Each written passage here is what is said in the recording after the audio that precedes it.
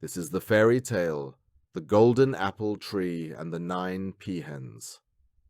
Once upon a time, in the kingdom of a wise king, a mysterious golden apple tree grew before the palace. Every night, the tree would bloom, bear golden fruit, and lose all its apples by morning. No one knew who took the apples, leaving the king puzzled and curious.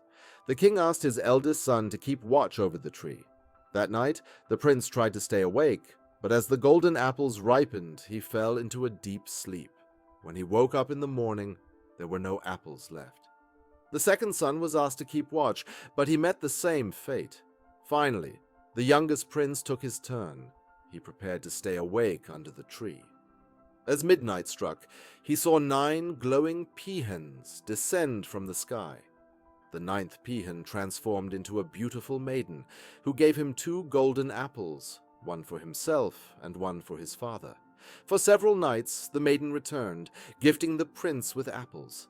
His older brothers grew jealous and hired an old woman to spy on him.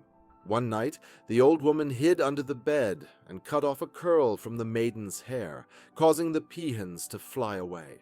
The prince was heartbroken when the maiden disappeared, never to return. He vowed to search for her, promising not to return without her. Despite his father's pleas, the prince set out on a long journey, determined to find the maiden and the peahens. After many days of travel, the prince arrived at a lake where an old queen lived. She told him the peahens bathed there every day, but she tried to distract him by offering her daughter in marriage. The prince refused, yearning only to find the peahens. The queen bribed the prince's servant to use enchanted bellows, making the prince fall asleep as the peahens arrived. The maiden tried to wake him, but the prince did not stir. Before leaving, the maiden warned him that they would return only once more. The prince returned to the lake the next day, but once again, the servant made him fall asleep. As the peahens arrived, the maiden tried to wake him, but to no avail. She left him with a final message. They would only return tomorrow, and never again. The prince set off on his quest, determined to find the peahen's palace. After receiving guidance from a hermit, he discovered a shining city and found the maiden. They rejoiced and married, but soon their happiness was threatened by new dangers. The prince disobeyed his wife's warning and opened a forbidden cellar. From the cellar, a dragon emerged and kidnapped the queen, taking her away to his palace. The prince, heartbroken, set off to rescue her. During his journey, the prince freed a fish, a fox, and a wolf, who each gave him a magical token, promising to help him in his quest.